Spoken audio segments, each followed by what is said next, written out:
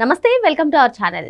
మాజీ మంత్రి వైసీపీ కీలక నేత పేర్ని నాని మచిలీపట్నం పోలీస్ స్టేషన్లో సీఐతో వాగ్వాదానికి దిగారు. పోలీస్ స్టేషన్లో ఈ విధంగా దాదాగిరిని ప్రదర్శించడాన్ని ఏ విధంగా చూడాలి తెలుసుకునే ప్రయత్నం చేద్దాం. దీన్ని విశ్లేషించడానికి మనతో పాటుగా ఉన్నారు సీనియర్ జర్నలిస్ట్ దుర్గకుమార్ గారు. నమస్తే సార్. నమస్తే శ్రావణి, మన వీక్షకులు. సార్, గతంలో చూసాము అంబటి రాంబాబు గారు పోలీసులతో ఏ విధంగా వాగ్వాదానికి దిగారు. మరి ఇప్పుడు పేర్ని నాని గారు పోలీస్ స్టేషన్లోకి వచ్చి దాదాగిరిని ప్రదర్శించడాన్ని, మెడికల్ కాలేజీలను నిరసన వ్యక్తం చేసుకోవడానికి మీరు పర్మిషన్ లేకుండా వెళ్ళారని చెప్పి వైసీపీ కార్యకర్తలను పిలిస్తే వాళ్ళకి నోటీసులు ఇస్తే ఈ విధంగా సీఐతో వాగ్వాదానికి దిగడాన్ని ఏ విధంగా చూడాలంటారు?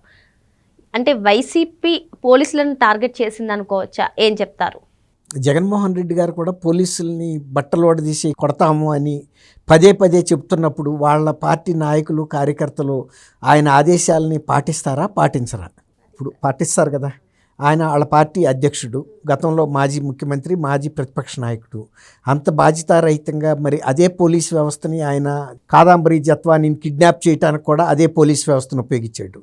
మరి వాళ్ళ పోలీసులు వాళ్ళ డ్యూటీ వాళ్ళు చేసి వీళ్ళు ఒక పర్మిషన్ లేకుండా ఒక ప్రదర్శన చేస్తే బందర్ పోలీసులు, మచిలీపట్నం పోలీసులు 41A నోటీస్ ఇస్తే ఆ నోటీసులకి సమాధానం ఇవ్వద్దని చెప్పి వైఎస్ఆర్సీపీ పట్టణ అధ్యక్షుడు మేకల సుబ్బన్న అని ఆయన ఒక వాట్సాప్ గ్రూప్లో సందేశం ఇస్తే ఆయన్ని మీరు చట్ట అతిక్రమణ చేసి ఇలాంటి అరాచకాన్ని ఎలా ప్రోత్సహిస్తారని ఆయన్ని పిలిపించినందుకు మళ్ళీ ఇంకొక 500 మందిని వేసుకుని నా పోలీస్ స్టేషన్ మీద దాడికి వెళ్ళి పోలీసుల్ని ఇష్టానుసారం మాట్లాడి, పోలీసులు మీరు యూనిఫామ్లో ఉండి మీ ఇష్టానుసారం చేస్తారా, లేకపోతే మాకు నిరసన చేసుకునే స్వేచ్ఛ మాకు లేదా, మెడికల్ కాలేజీలని ప్రైవేట్ పరం చేస్తే మేము చూస్తా కూర్చోమంటారా అని చెప్పి మీ అంతు చూస్తాను, మీ పరిమితుల్లో మీరు ఉండండి, మా జోలికి వస్తే సహించేది లేదని హెచ్చరించాడంటే ఇదే పేరున అని గతంలో కనుసైగలు రఫా రఫా అని కార్యకర్తలు అరుస్తుంటే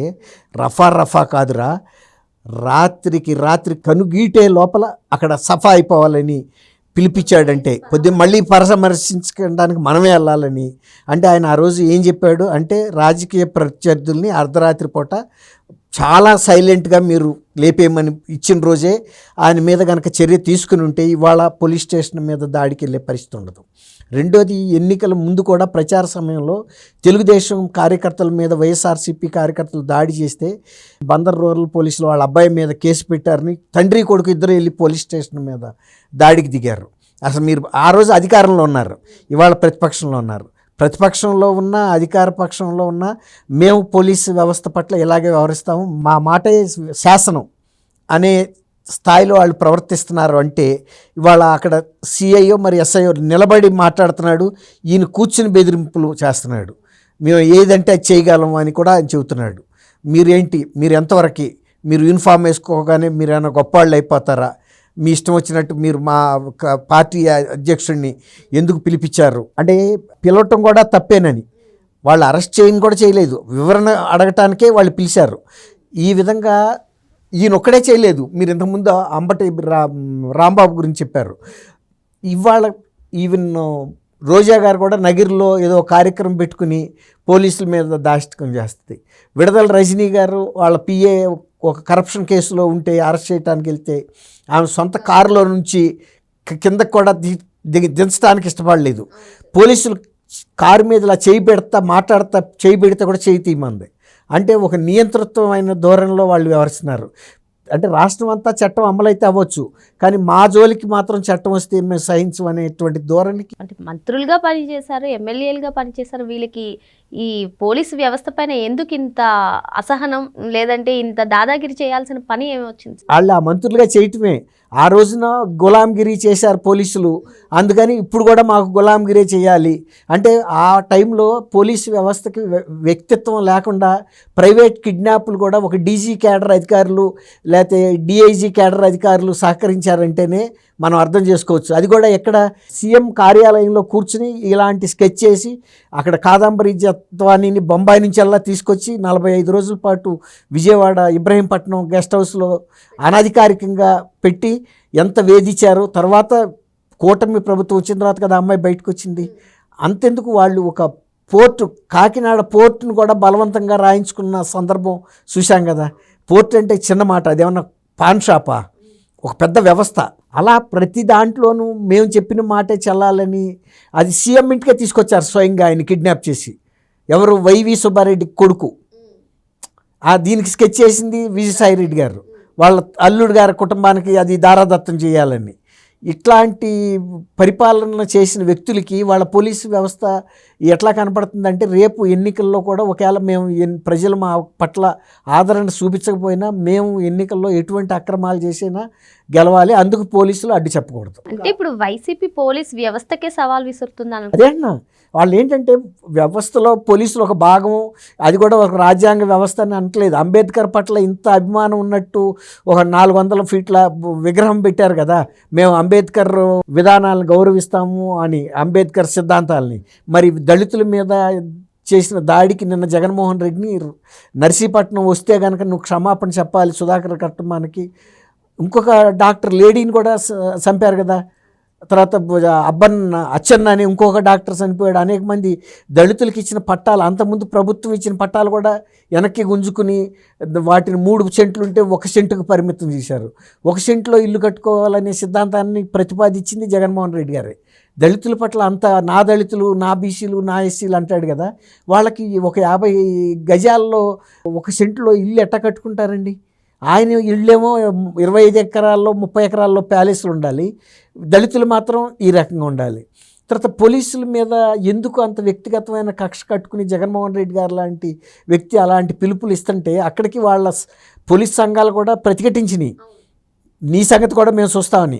అయినా సరే ఇవాళకి కూడా ఆయన అదే మాట మాట్లాడుతుంటేనే ఇవాళ పేరు నాని లాంటి వ్యక్తులు, అంబటి రాంబాబు లాంటి వాళ్ళు, రోజా లాంటి వాళ్ళు, విడదల రజనీ లాంటి వాళ్ళు ప్రతి నియోజకవర్గంలోనూ తయారవుతారు. ఇవాళ పోలీసు వ్యవస్థ కూడా వాళ్ళకి వాళ్ళు మా ప్రతిష్ట ఏంటి, మా విధులేంటి, మేము ఎందుకు ఈ ఉద్యోగాల్లో ఉన్నాము, ఏ వ్యవస్థని, ఏ రాజ్యాంగాన్ని మేము కాపాడాలి, ఈ వ్యక్తులకి ఎందుకు లొంగి పనిచేయాలనే కనీస అవగాహన దృక్పథం లేకపోతే రేపు పోలీసులు వీళ్ళ కాళ్ళ కింద ఉంటారు.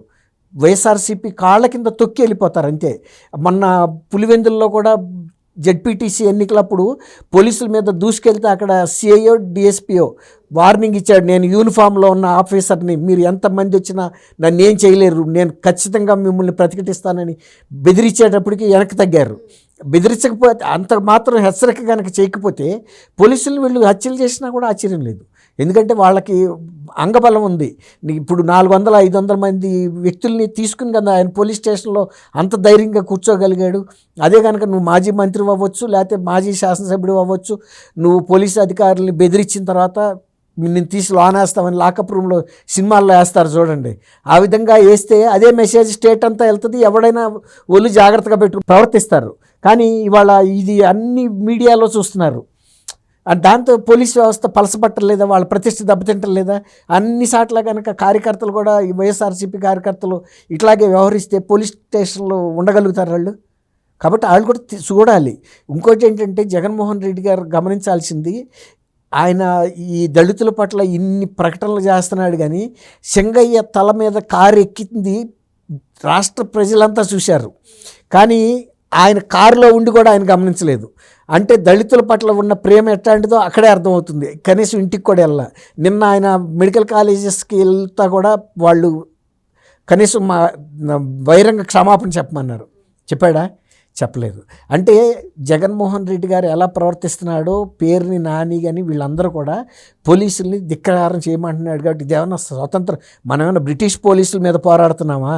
మన రాజ్యాంగాన్ని కాపాడటానికి మనం నియమించుకున్న పోలీసులు వాళ్ళు మన పేద ప్రజల రక్షణ కోసం నిలబడ్డారు. నిన్న చూశారో లేదో జగన్మోహన్ రెడ్డి కాన్వాయ్లో అంత ప్రైవేటు బౌన్సర్లు ఉన్నారు. విడదల రజనీ కూడా కార్యాలకాలు పరిగెత్తుంది చూశారా?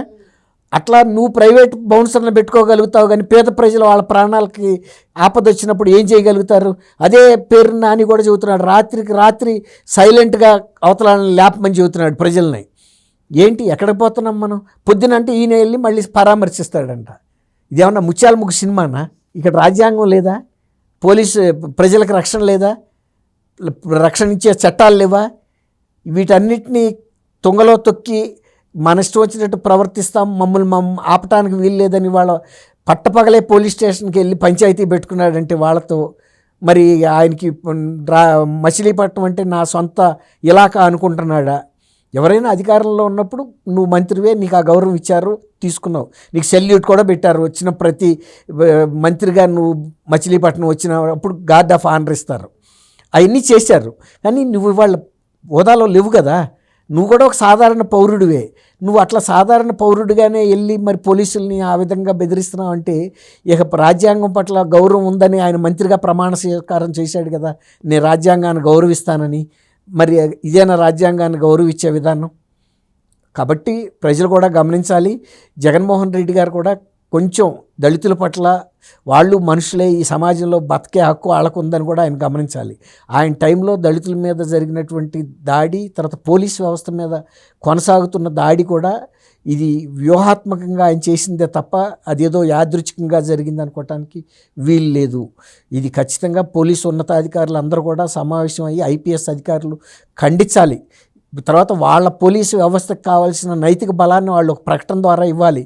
మీ డ్యూటీలు మీరు చేయండి, అవతల వాళ్ళు ఎవరైనా సరే మీకు పోలీసు అధికారుల సంఘం, రాజ్యాంగం మీకు అండగా నిలబడుతుందని ఒక నైతిక ధైర్యం ఇవ్వాల్సిన సందర్భం అయితే వచ్చిందని అనిపిస్తాం. ఆవు చేలో మేస్తే దూడ గట్టు మీద మేస్తుందా అన్నట్టు అధ్యక్షుడే ఈ విధంగా పోలీసులను ఉద్దేశించి మాట్లాడినప్పుడు మరి మంత్రులుగా వ్యవహరించిన, ఎమ్మెల్యేలుగా వ్యవహరించిన వీళ్ళు కూడా ఈ రకంగానే మాట్లాడతారని, మరి ఇటువంటి మాటలకు పోలీసులు సహించకూడదని పోలీస్ సంఘాలన్నీ కూడా ఇటువంటి వ్యాఖ్యలకు నిరసనలు వ్యక్తం చేయాలని సార్ చెప్తున్నారు. మరో అంశంతో మళ్ళీ కలుద్దాం. Thank you sir. Thank you అమ్మా శ్రవణ్.